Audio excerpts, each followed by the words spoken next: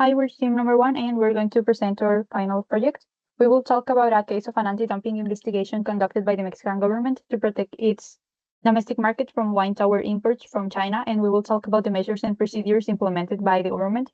And also, so you can understand better, some other examples of unfair trade practices, more specifically dumping, will be Coca-Cola lowering its prices even if they lose money with it, so they can make its competitors go into bankruptcy, and once they lose all of the competitors, they will have control over the market.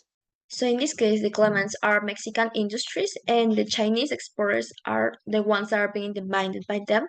The key issue is that the Chinese exporters are selling wine towers below the fair market value. And the highlights are that the dumping is confirmed and the ministry imposed the preliminary and final measures because the Chinese companies did not provide the necessary documentation. Okay, so now we're going to explain the firms involved in the whole resolution. The Mexican companies involved were Arcosa and Speco Wind Power companies, and they form 92% of the national production of wind towers in Mexico.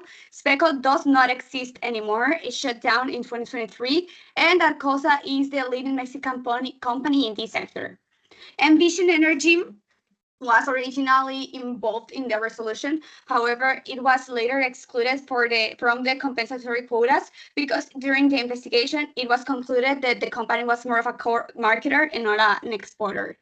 Shengxi Shipyard is part of the China State Shipbuilding Corporation, and it did exports to Mexico during the investigated period at fast level, which means free alongside ship level. Shusho Titan New Energy Technology also made exports during the investigated period, and it does not exist anymore either. Now it was acquired by Titan Wind Energy Company. Shanghai Taishan Wind Power Equipment Company also made exports during the investigated period through non-related customers at FOB level, which means free on board level. And the most important of these companies, or the biggest one, is Bangladesh Offshore Heavy Industry Company, which is the oldest of them all.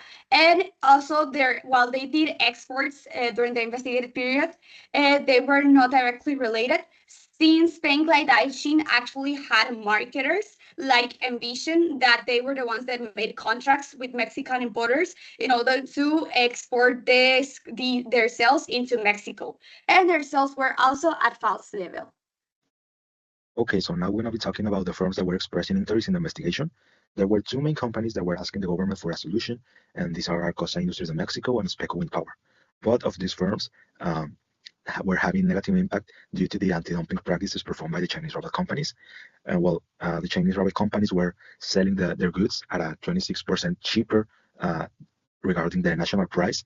So just imagine how hard it was for the Arcosa Industries and Speco Wind to make an actual revenue, when the companies are just selling their goods at a so cheap price. So yeah, it was very hard for them. And they were actually, during that time, they lost a lot of revenue and they had to fire some of their employees.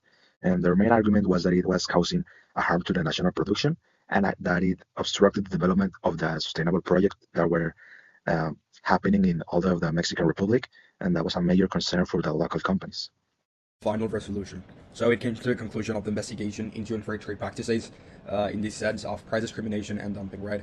So the main final resolution is that a 20% compensatory duty is going to be imposed on imports of wine towers from China, which was like the main subject of this investigation. And as well, there are some key provisions in which the duty applies to customs value, according to Article 87 from the Foreign Trade Law, and that the Minister of Finance will be the one in charge to enforce the duty nationwide, this meaning in whole Mexico. And as well, there's an exemption for importers if they can prove that the wind towers are not from Chinese origin. This following the 1994 Rules of Origin Agreement. The resolution is also going to be effective a day after the publication of the DUF, and they have to notify SAT for compliance, and that would be it. In conclusion, the anti-dumping investigation on Chinese wind turbines demonstrated that there were unfair trade practices that harmed the Mexican industry, causing significant material damage.